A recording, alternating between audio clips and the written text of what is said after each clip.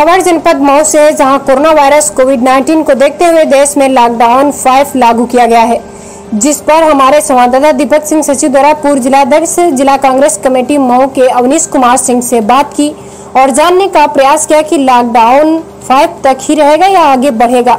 अभी कोरोना को लेकर ग्राउंड रिपोर्ट क्या है और कांग्रेस पार्टी लॉकडाउन में कैसे देश के लोगों की मदद कर रही है, तो आइए देखते हैं हमारे संवाददाता दीपक सिंह सचिव की अवनीश कुमार सिंह से खास बातचीत। जनपद के यहाँ के स्थानीय नेता और जिलाध्यक्ष, पूर्व जिलाध्यक्ष कांग्रेस कमेटी मऊ से करते हैं कुछ बातचीत और जानते हैं कि लॉकडाउन 5 के बाद भी आगे लॉकडाउन बढ़ेगा या लॉकडाउन इतने पर समाप्त हो जाएगा। जी, आपका नाम? मैं अवनीश कुमार सिंह, पूर्व जिला अध्यक्ष जिला कांग्रेस कमेटी जनपद मऊ। समझ अभी देश नहीं पूरे विश्व वैश्विक चल रही है हमारी, इसको लेकर के हमारे भारत में लॉकडाउन चल रहा है।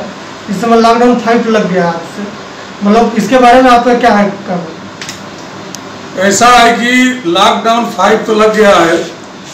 प्रारंभ में जब यह शुरू हुआ था, प्रारंभ में लॉकडाउन 24 मार्च 2020 को, उस समय सरकार को लॉकडाउन घोषित करने से पूर्व चाहिए था कि जितने हमारे प्रवासी मजदूर हैं या विभिन्न विभागों में काम करने वाले जो लोग हैं, जो देश के विभिन्न हिस्सों में फंसे हैं, उनको देश के विभिन्न हिस्सों से उनको घरों तक बुलाने की व्यवस्था की जानी चाहिए थी। माननीय प्रधानमंत्री जी को चाहिए था कि उन प्रवासी मजदूरों को या विभिन्न क्षेत्रों में जो काम करने वाले हमारे कर्मचारी अधिकारी हैं, उनको पहले 1 सप्ताह या 12 दिन का समय देते, आसानी से बुला लेते।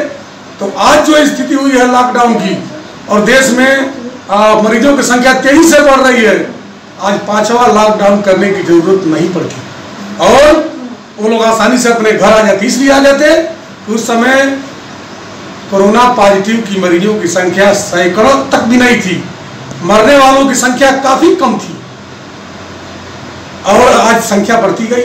अचानक सबको रोक दिया गया, जिसका परिणाम रहा कि लॉकडाउन 1, लॉकडाउन 2, लॉकडाउन 3, लॉकडाउन 4 और लॉकडाउन 5 करना पड़ रहा है।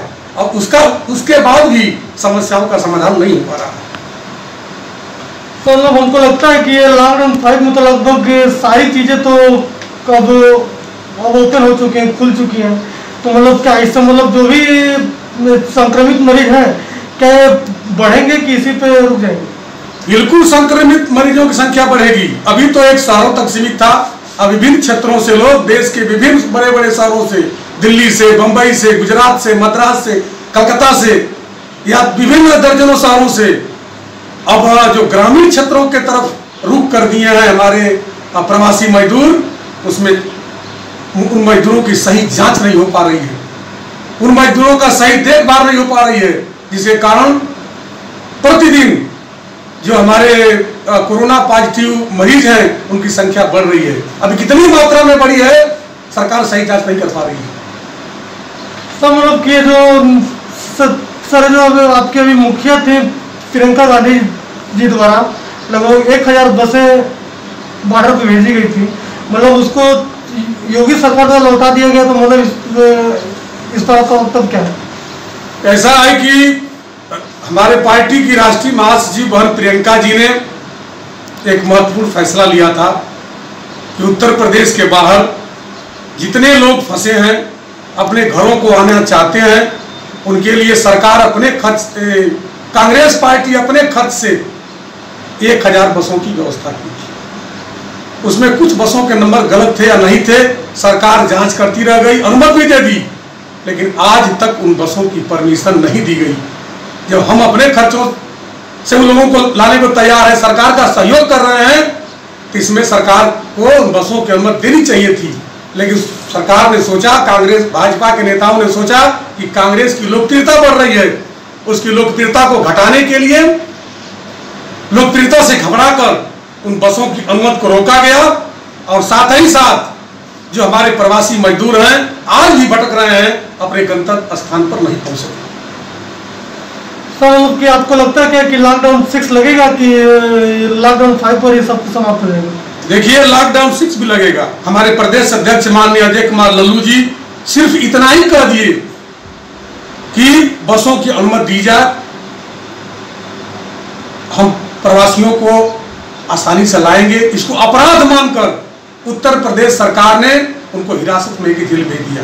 और जो आज की वर्तमान स्थिति है, आपका कहना है कि लॉकडाउन फिर बढ़ेगा, लॉकडाउन बढ़ता रहेगा और जनता परेशान है, जो मजदूर परेशान है, नरेगा के मजदूर परेशान है, जो बाहर काम करने वाले थे, अपने परिवार का भरण पोषण करते थे, आज घरों पर आ गए हैं, उनके पास खेती बाड़ी नहीं है, कोई रोजगार नहीं है, उनकी स्थिति यह है कि वो परिवार भूखमरी की स्थिति खड़ी हो गई है।